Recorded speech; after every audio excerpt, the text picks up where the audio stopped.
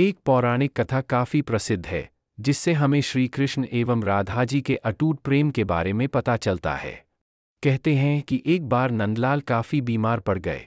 किसी दवा या जड़ी बूटी का उन पर कोई असर नहीं हो रहा था। तभी श्री कृष्ण ने खुद ही गोपियों से एक ऐसा उपाय करने को कहा, जिसे सुन गोपियां दुविधा में पड़ गईं। दरअसल श्री कृष्ण ने गोपियों से उन्हें चरणामृत पिलाने को कहा। उनका मानना था कि उनके परम भक्त या फिर जो उनसे अति प्रेम करता है तथा उनकी चिंता करता है, यदि उसके पांव को धोने के लिए इस्तेमाल हुए जल को वे ग्रहण कर लें तो वे निश्चित ही ठीक हो जाएंगे। लेकिन दूसरी ओर गोपियां और भी चिंता में पड़ गईं। श्री कृष्ण उन सभी गोपियों के लिए बेहद महत्वपूर्ण थे।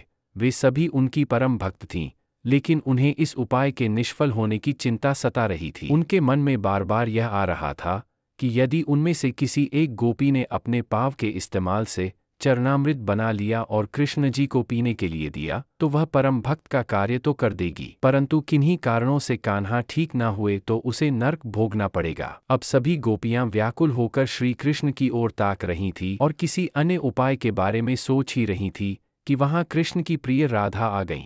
अपने कृष्ण को इस हालत में देखकर राधा के तो जैसे प्राण ही निकल गए हों। जब गोपियों ने कृष्ण द्वारा बताया गया उपाय राधा को बताया, तो राधा ने एक क्षण भी व्यर्थ करना उचित ना समझा और जल्द ही स्वयं के पांव धोकर चरणामृत तैयार कर श्री कृष्ण को पिलाने के लिए आगे बढ़ी। राधा जानती थी कि वे क्या कर रही हैं।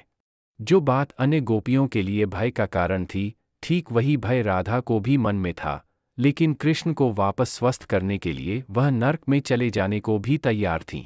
आखिरकार कान्हा ने चरणामृत ग्रहण किया और देखते ही देखते वे ठीक हो गए, क्योंकि वह राधा ही थीं जिनके प्यार एवं सच्ची निष्ठा से कृष्ण जी तुरंत स्वस्थ हो गए।